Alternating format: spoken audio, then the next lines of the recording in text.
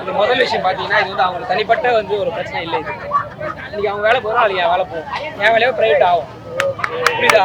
நான் இன்னைக்கு வந்து அவங்க கூட நிற்கல, என் கூட யாரும் நிற்பா? நான் எங்களுக்கு எல்லா மீடியா கூட சொல்லிருக்கேன். இங்கே அவங்க வந்து இன்னைக்கு அவங்க கூட நிற்கலாம், என் கூட நிற்கிறதுக்கு யாருக்குமே இல்லை, யாரும் இருக்க மாட்டாங்க அந்த டைம்ல.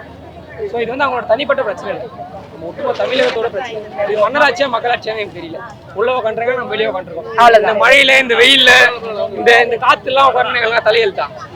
இங்க மேயர் பிரியா சொல்றாங்க, அவங்க கூட எங்க முதலமைச்சர் சாப்பிட்டாரு, அவர் கூட எங்க முதலமைச்சர் டீ குடிச்சார். மனுஷன் கூட தானே குடிச்சிங்க? என் கூட தான் சாப்பிட்டாருமா. குளத்தூர் பக்கத்துல நாங்க எல்லாம் சாப்பிட்டோம் அவர் கூட.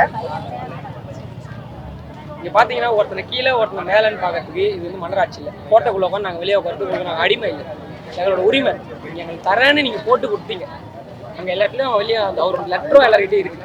எங்களுக்கு போட்டு கொடுத்து நீங்க உரிமையை நாங்க கேட்கறோம், பிச்சை கேட்கறோம். எங்களோட உரிமையை கொடுங்க. இது வந்து நிறைய காலேஜ் ஸ்டூடெண்ட்ஸ் பாத்தீங்கன்னா இது வந்து எங்களுக்கான பிரச்சனை இல்லை, நாங்க ஏன் வரணும்? இது வந்து இவங்களோட பிரச்சனை மட்டும் இல்லை, நம்ம எல்லாரோட பிரச்சனை தான். நம்ம எல்லாரும் இன்னைக்கு வந்தா தான் நாளைக்கு நம்ம நல்லா இருக்க முடியும். அவங்ககிட்டயோ பிரைவேட்ல ஒருத்தர் வந்து உட்காந்துப்பான், நம்ம கஷ்டப்பட்டு இங்க படிப்போம். இங்க தமிழ்நாட்டுல பாத்தீங்கன்னா, தமிழ்நாட்டுல மொத்த இந்தியாலே பாத்தீங்கன்னா படிக்கிறது எப்படி படிக்கணும்? கஷ்டப்பட்டு படிக்கணும். ஒரு கவர்மெண்ட் ஒரு எஜுகேஷனும் ஒரு ஹாஸ்பிட்டலையும் ஒரு ஃப்ரீயா தர முடியும்னா, தனியாருக்கு தருதுன்னா எதுக்கு கவர்மெண்ட்?